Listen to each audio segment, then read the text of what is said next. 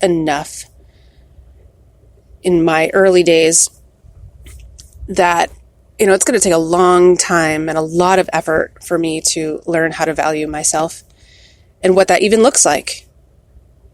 You can tell people all day long, what they should do. But, in many ways, I just don't have the tools or the role model to look to. And I'm discovering new role models every day.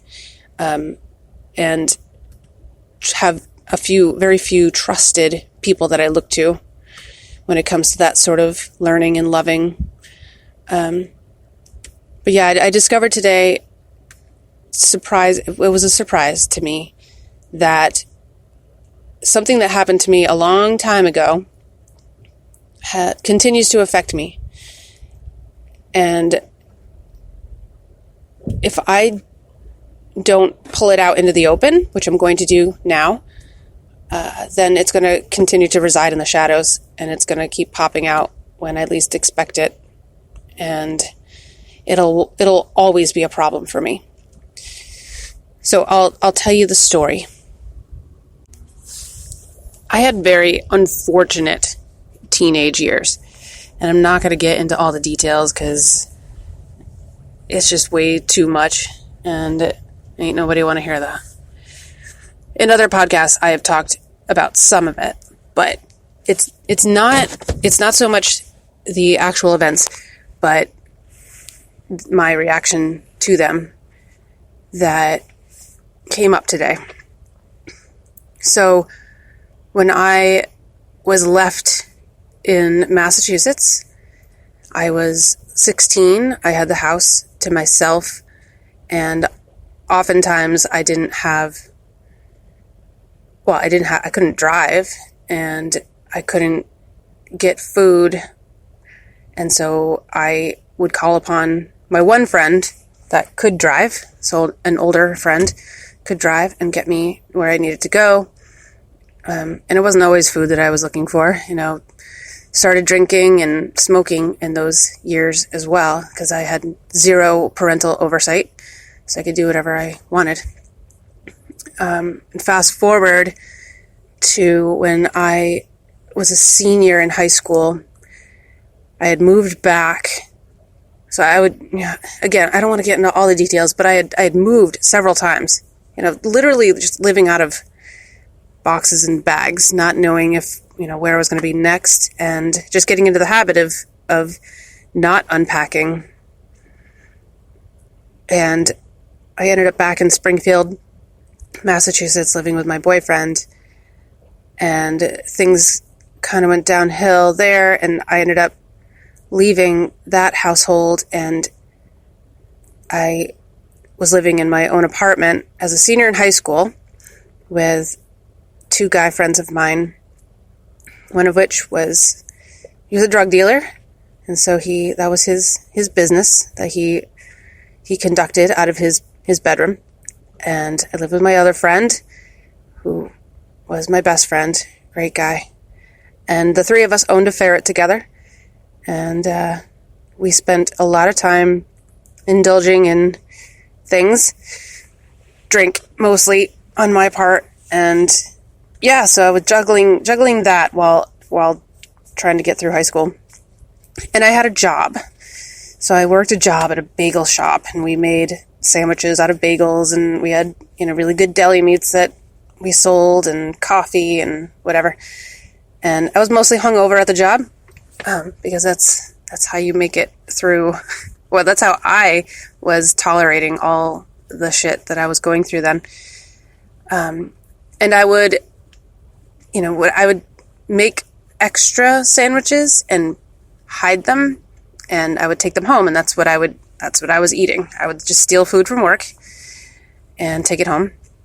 And then I had a friend who worked at a gas station, and I would go and visit him, and he allowed me and my other friend to take stuff from the shelves that we needed.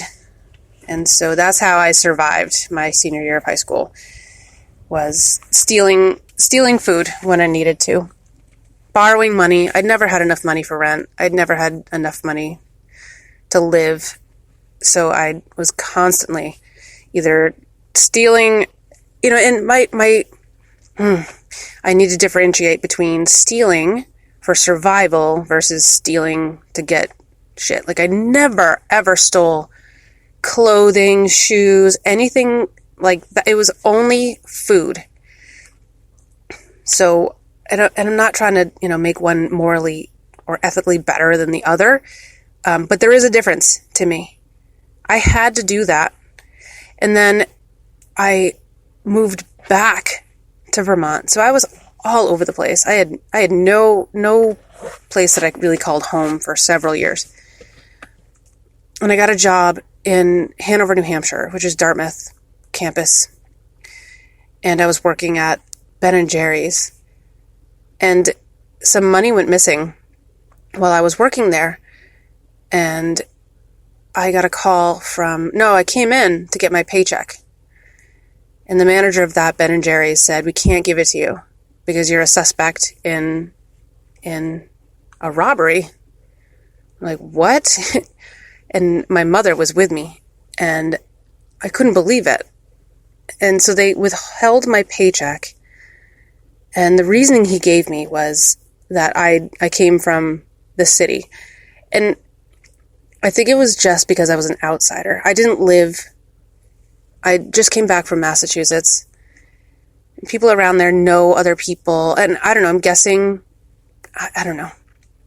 So I was the number one suspect in this robbery. And I didn't do it. And I knew that, but it didn't matter. Like, you get to that point where people judge you so harshly that sometimes you start to believe the things that they believe about you.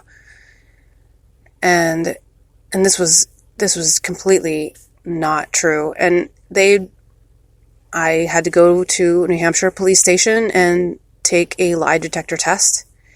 And they grilled me in there and said, "Oh, you needed money for Christmas presents, right? So you took it, right?"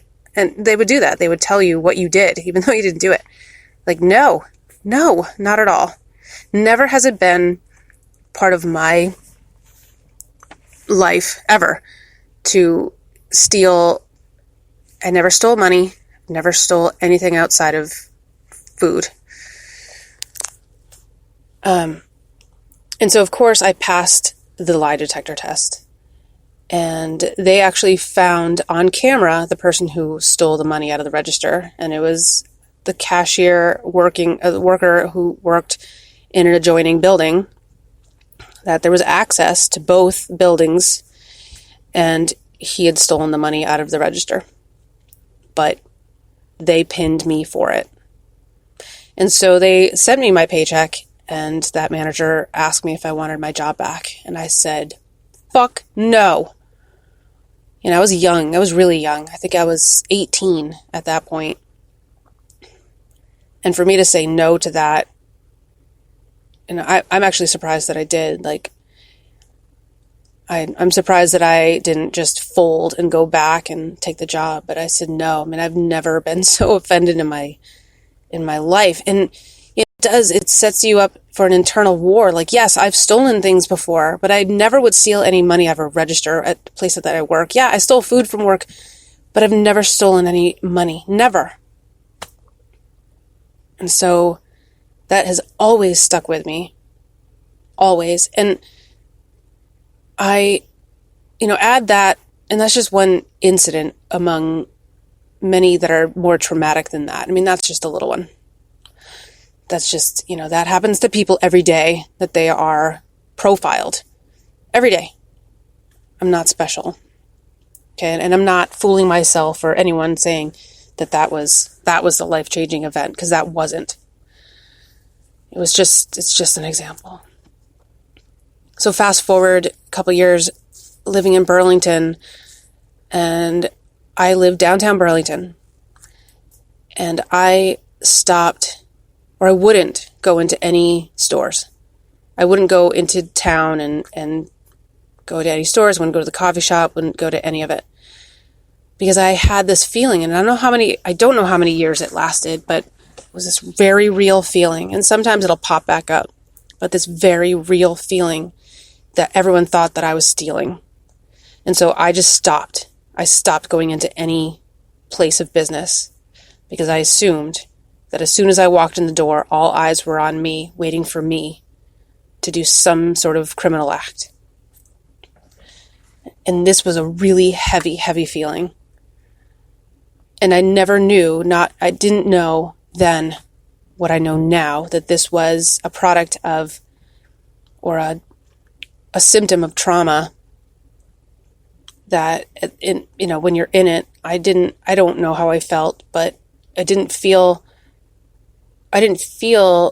good enough about myself to dismiss it or to see it for what it was. Now I do, and it popped up today, and I started crying, and it surprised me.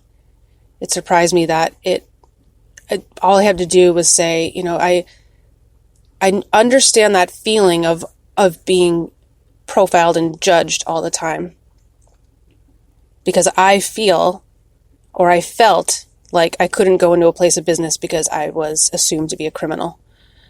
And I lost it. Like, holy shit. That is a real, real feeling for me that I had in the past, but obviously still have. And it's something that I have not dealt with, nor do I know how. And slowly, as I am gaining in my career, these little bits of stuff are still following me. Fuckers are still following me. And today was proof of that. And so I'm making note with this podcast, with this conversation. I am putting it out there that this exists. This is within me. It needs to go. It needs to go. And this discussion will continue to happen now that it's out in the open. It needs to continue until I don't feel that way anymore, or at least I thought for the last several years that I didn't feel that way, but I do, and it bleeds out all the time. So it's time to stop the bleeding. Time to stop the bleeding.